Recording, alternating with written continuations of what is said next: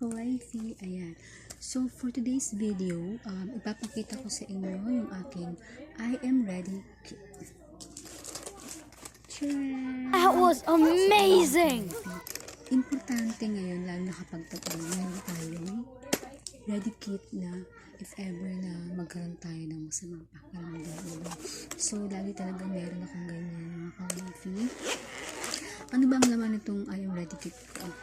Siyempre, lagi na ito nasa bahay. Pero kapag aalis ako, kukuha na ako ng mga gamot, ganyan. Tapos meron din ako para doon sa biyahe ko. So, ayan mga ka-wifey. So, meron tayo dito. Ayan mga ka-wifey. Balon chassis. Ayan, balon chassis. Ayan mga ka-wifey. Dito may nawawala na lang ito ng asawa ko. Siyempre, ang aming wifey. Wifey yan. So, yan. Siyempre ka-wifey, meron din ako ditong eye mo. Ayan, kasi madalas kumakati yung mata ko. So, kailangan ko talaga to. At syempre, kailangan, check ko yung kanyang, check nyo yung kanyang expiration. Kasi, hindi naman laging makati yung mata natin, diba? So, minsan, matagal natin siyang nilagagamit. So, kaya importante pag nabili tayo, yung expiration date. Lahat yan. Kahit sa mga gamot, expiration date. Talaga yun ito.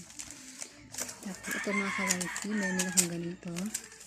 Siyempre, ang laman din yan is yung mga gamot-gamot din, yung mga maliliit na gamot, mga kinat ko na gamot. Yan, mga nakakat na yan. Sa panahon ngayon, tag-ulan, ako, importante yan. Tapos, mga ka-wifey, meron din ako dito, charan! Flashlight. Yan. Yan, mga ka-wifey, flashlight. Importante yan. Siyempre, ang pito. Yan. Importante talaga sa akin ito. Kasi yung napapanood ko dati na yung mga lindol, ganyan. Importante na meron kang pito. Just in case na matabunan ka, may pito ka, makakaligtas ka, diba? Maririnig ka ng mga tao kung nasan ka. At syempre yung flashlight, yung pag brown out, kasi marami talagang tulong na yan. Tapos syempre, meron din ako nitong, yan, mga fix-fix, yan. Kapag maano yung aking tubo, nalagay ako yan. Syempre, di nawawala yung band-aid, mga band-aid, yan, mga at syempre, itong ating cleansing white alcohol-free, yan. Yung mga laman ng ating emergency kit. Yan, marami ako yan, ng mga alcohol pad. Meron akong gunting. Siyempre, panggupit ng ating band-aid kasi mahirap na minsan tanggalin sa plastic yung band-aid. And siyempre, meron yan mga tools na mga gamit just in case, huwag naman sana. Tapos yan, itong survival toolkit to. May can opener, may knife edge, may screwdriver, may ruler. So, marami siyang gamit. Yan.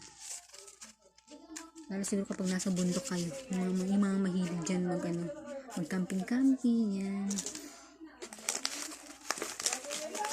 At syempre, meron ako itong instant ice pack.